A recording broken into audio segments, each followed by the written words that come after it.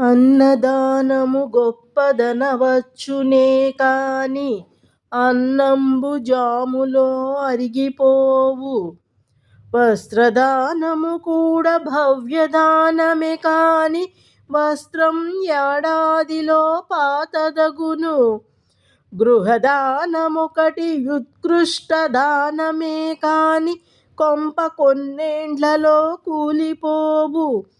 భూమి దానము మహాపుణ్యదానమే కాని భూమి అన్యుల చేరిపోవచ్చు.